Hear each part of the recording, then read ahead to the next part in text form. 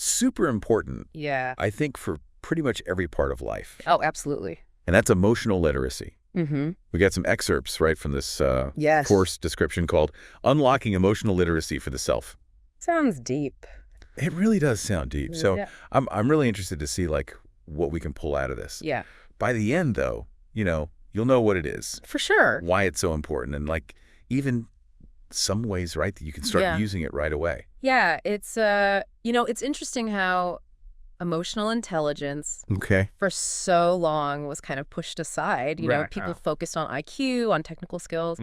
But now we're realizing that understanding and managing our emotions is just as important, if not more so, for success, for well-being, for everything. It's like we finally woke up to the fact that we're not just thinking machines. Exactly. We're feeling machines too. Yeah. So let's get into it. Yeah. What does it actually mean to be emotionally literate?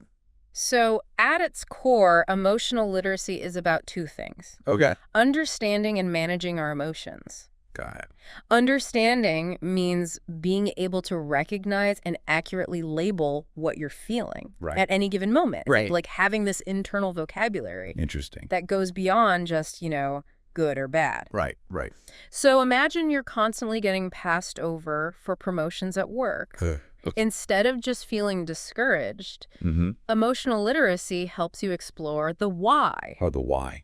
Is it your communication style? Okay. Fear of taking on more responsibility? Interesting. By identifying the root cause, you can then take targeted action. So instead of feeling lost in that fog of, I'm not good enough, Exactly. you can actually pinpoint, okay, this is what I need to work on. Exactly. Yeah. And what about managing our emotions? Right. Because I feel like a lot of people think that means just like suppressing them, Yeah. pushing them down. But it's not about that, right? No, it's not about pretending your feelings don't exist. Okay. It's about learning to express them in healthy ways and developing coping mechanisms so they don't control you. Right.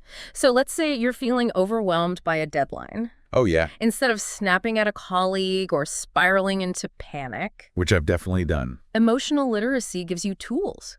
Oh. You could take a mindful break, practice some deep breathing, Right. even try reframing your perspective to regain a sense of control. That makes so much sense. Yeah. It's like having that pause button. Exactly. You get to choose how to respond instead of just reacting, right, on impulse. Absolutely. So why bother with all this emotional stuff? Right. What are the benefits, the real world benefits? The benefits are huge. Okay. Enhanced self-awareness is a big one. The more you understand yourself, the better decisions you make. Oh. The stronger your relationships are. Right. And the more you contribute to your well-being.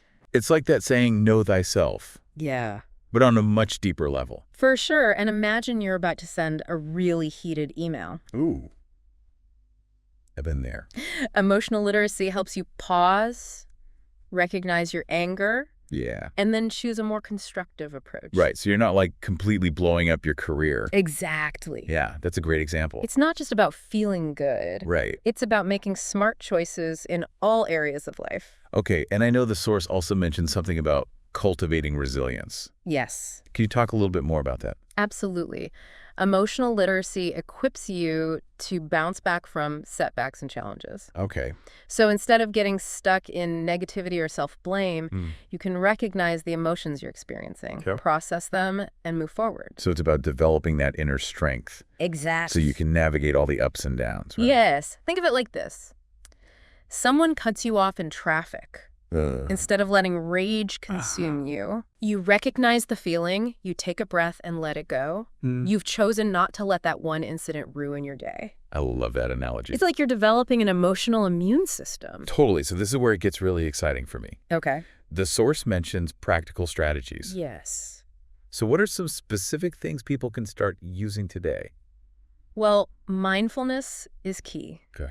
Regularly checking in with yourself, noticing your emotional state throughout the day. Right. Journaling can be incredibly helpful for this, Okay. as can meditation, even just taking a few mindful breaths Right. to connect with how you're feeling can make a huge difference. So it's like taking your emotional temperature Exactly. at different points throughout the day. Several times a day, yeah. And what about that more robust emotional language? Yes. I know you touched on that a bit, but can you expand on why that's so important? Yeah, it's crucial. Right. It's not just happy or sad. There's a whole spectrum. frustrated content, apprehensive, excited, grateful. Yeah. So many more. So many nuances. And the more nuanced your vocabulary is, right, the better you can understand and communicate your inner world to yourself and to others. Interesting.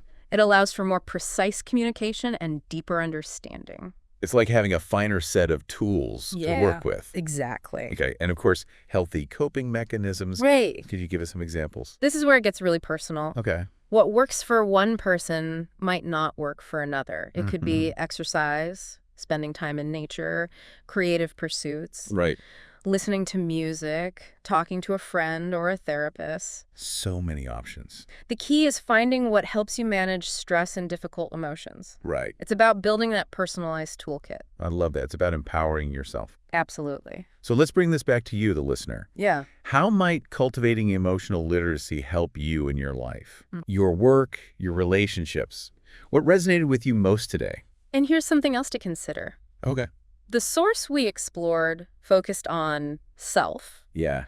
But how might emotional literacy apply to understanding other people's emotions? Oh, that's interesting. That's something to think about as you keep exploring this. It's like emotional literacy opens the door to deeper empathy. For sure. Deeper connection with others. Exactly. Well, thanks for joining us on this deep dive into emotional literacy. Of course. We hope you got some valuable insights and practical tools that you can start using in your own life. Absolutely. See you next time.